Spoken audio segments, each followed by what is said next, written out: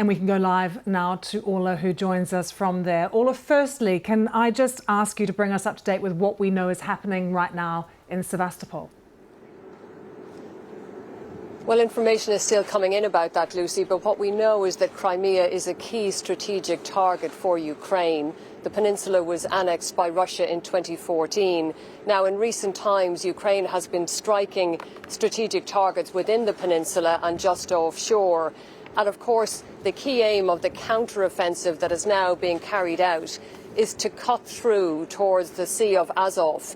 And that would mean cutting off the supply lines that Russia currently has going into Crimea. So Crimea is a huge focus, not just on the ground now, but also from the air.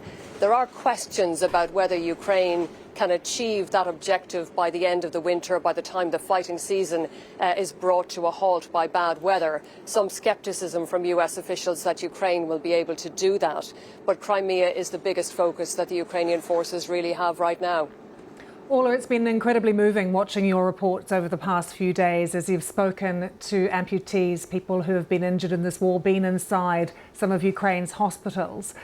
But given the scope and the scale of what they're dealing with, the amount of injuries that they are dealing with, how is the infrastructure, the medical infrastructure, coping in Ukraine?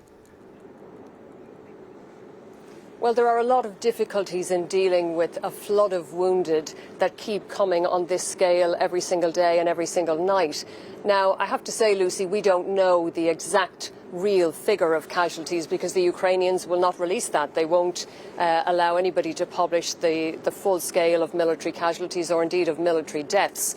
We do know that in August, unnamed US officials speaking to the New York Times put the figures at 70,000 dead soldiers and 120,000 wounded.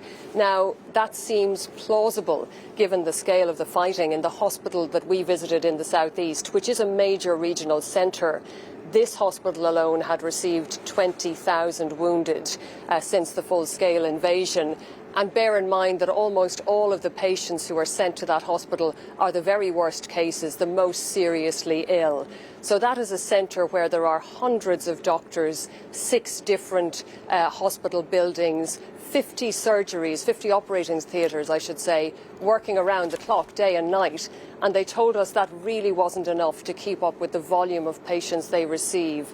Every single night there are 50 to 100 more coming in from the front lines.